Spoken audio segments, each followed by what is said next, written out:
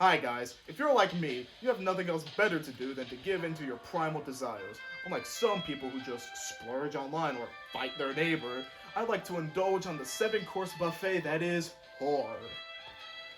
But if only there was a way I could get my desired media in mass. Creepypasta is a website that acts as a hub for people all over the world to share their twisted, mangled, disturbing, disgusting, did I already say twisted, ideas in a way that's enjoyable. Emphasis on the disturbing. I highly doubt that anyone would just create the Russian sleep experiment just for the hell of it. And it's stories like the Russian sleep experiment that makes the Creepypasta website so memorable.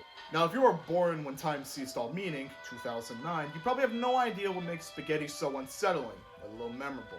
So allow me to enlighten you with some of the greatest stories just so you can say, oh wow, now I know why people give a shit.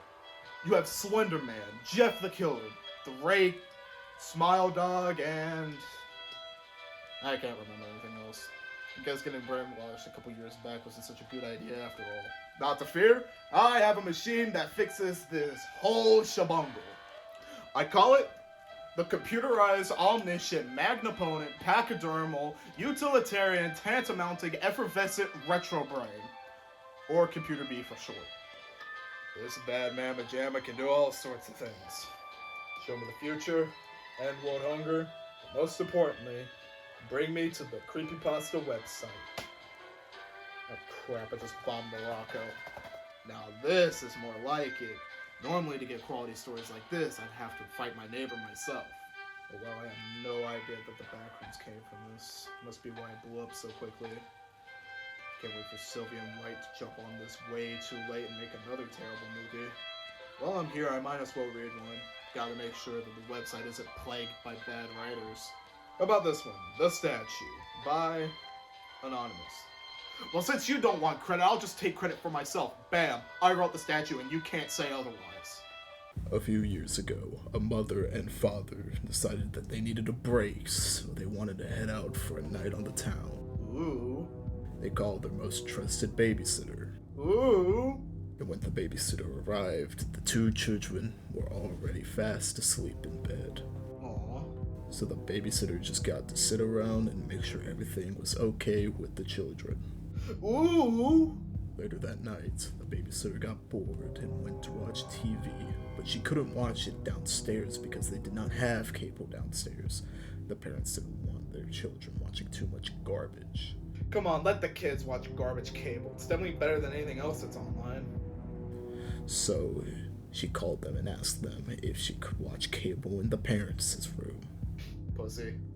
Of course, the parents said it was okay, but the babysitter had one final request. She asked if she could cover up the angel statue outside the bedroom window with a blanket or cloth, because it made her nervous. Oh, come on. Have you never watched Doctor Who? Just get another angel statue to stare at it. Uncultured. Maybe you deserve to get killed by that statue. The phone line went silent for a moment. That must be a bad connection. Surely this doesn't lead to the big reveal that the statue wasn't always there and has the full intention of killing both the babysitter and the children. And the father, who was talking to the babysitter at the time, said, "Take the children and get out of the house, and we'll call the police. We don't own an angel statue."